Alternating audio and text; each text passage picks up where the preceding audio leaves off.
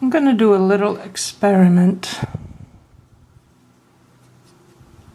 And if I post it, it means that I was happy enough with it. And that is to sketch these 3 flowers directly in watercolor without drawing first, as is my custom. And I'm also using a brand new brush, which is a Loew Cornell Ultra Round number 8. I've never used this particular size, I believe. And I'm starting with the palest yellow I have, which is a Turner transparent yellow. And the beauty of working light to dark is that minor mistakes can be covered up. So I'm starting with what is not the easiest flower, but dandelions are a lot easier to do if they're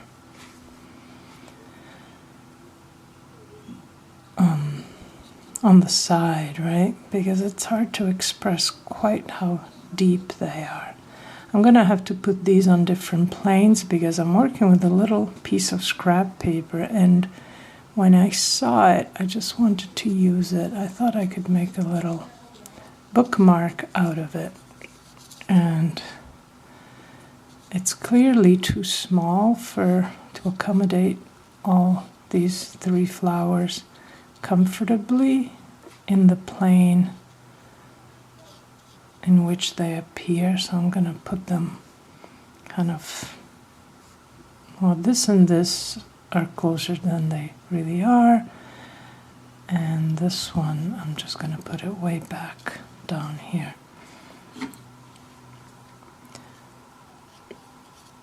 We are not known for the beauty of our yard, but there are some bulbs that come out magically from, some of them I think are still from when we bought the house in 1993.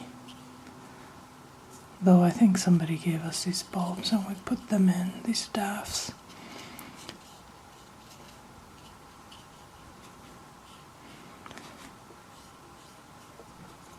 But this morning my husband brought these in saying that they didn't look like they were going to live long where they were. So he thought that had a better chance indoors. I'm going to move on to a stronger yellow, even though this is not completely dry. I think it's okay for the purposes of this sketch. This is a Gamboge yellow. It's much warmer than the other one, and I like it better, but it's also a lot more assertive.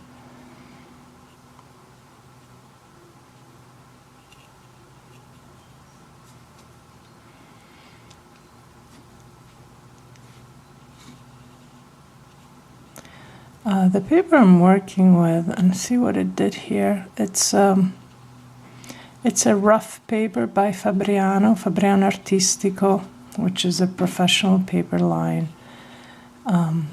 rough. And way back when I bought a pack of this, a large pack of this, and then I regretted it. And for a while I haven't used it because it's not that great for landscapes, which is my favorite subject other than birds. But somehow I didn't make friends. I never got to make friends with this paper. I'm using sap green, by the way, and then going back to that Gamboge.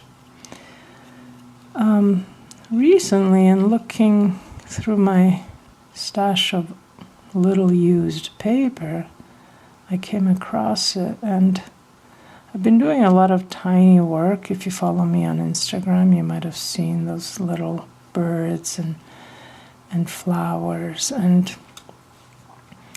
I found that Well, first of all, it's the whitest paper I had, and I wanted white for some of those things, and I don't know, I started liking it more. I made friends with it. So I'm using it now. I cut it and somehow ended up with this tiny piece. And one of my followers on Facebook had asked for a painting of a daffodil. And I did do one that involved a drawing and was more serious. But today I decided to do this just based on these flowers that my husband kindly brought in from the garden. Sometimes you just have to do what inspiration life brings. This is a typical mistake of somebody who's not familiar with a brush, but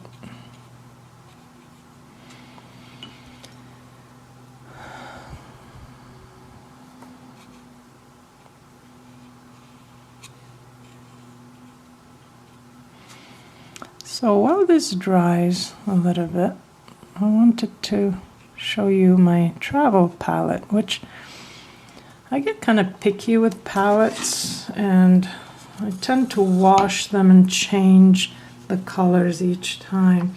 This is a Cotman, Winsor & Newton Cotman set, which came with its own colors that I promptly discarded and refilled with my own. And over the years, I've had this since I started painting, so 3-4 years.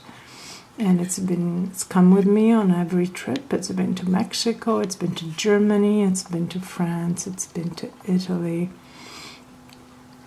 And this is the set of colors that I came up with last time I traveled to Italy, and I may well keep them because I think they are my favorite.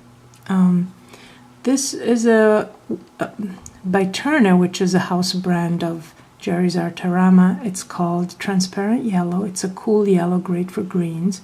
It gets dirty really easily because it's such a delicate color, so I may have to wipe that out and refill it. This is a Gamboge yellow. It's by Daniel Smith, but any Gamboge will do. I've used Da Vinci with great pleasure, M. Graham, and Turner's too. Turner's great because it's really cheap. This is a raw sienna. It's actually the Daniel Smith, so it's called Monte Amiata Natural Sienna. This is a burnt sienna by Winsor & Newton. Their burnt sienna it's the best. This is also a Winsor & Newton color. It's a permanent rose, very useful. This is a warm red that I love by Daniel Smith. It's called Pearline Scarlet. This is another favorite color. It's Cobalt Violet by Winsor & Newton, by far my favorite cobalt violet. This is also a Winsor & Newton can't do without color. It's cerulean blue for those, Italian skies. It's wonderful. This is translucent orange, and it's made by Schminke, and it's their only color that I have, but there is no other kind of watercolor that makes it, and it's wonderful. You'll see it. I'll use it later. Ultramarine blue, also by Daniel Smith. Sap green, also by Daniel Smith. And this is an unusual color. It's called Shadow Violet, and it's done by Daniel Smith, and it's a mixture of colors that sometimes separates, and you can see the different colors that make it up. It's really useful for shadows when you travel and you don't have time to mix your own shadows, but it's also nice and dark, so if you use it intensely, it can substitute for black or, Payne's gray. I'm going to turn off the video and wait for this to dry thoroughly so we can do one last pass. I'm kind of pleased at how these came out. Despite the simplicity, perhaps because of the simplicity, especially with well-known flower shapes, you don't need much to evoke in the viewer just exactly what they are. And it's always fun to let your brain do some of the work and fill in the blanks, which is, I guess, the charm of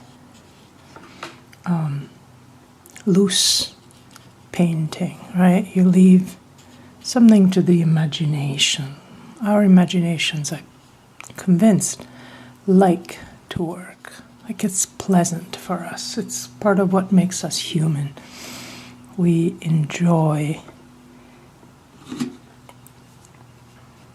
using our imagination. I'm just going over with a bit of Gamboge to further define these petals. Not much is needed. John and I, my husband, were kind of surprised by this one. We don't remember having this somewhat different. So I'm using some of that beloved translucent orange. Look how nice. I like this brush. These are like some of the cheapest brushes out there, and no animals were killed to make them, unlike the Kolinsky brushes. For a while, they were my favorite brush, but then out of habit, I started using something else, and which I also liked, which were also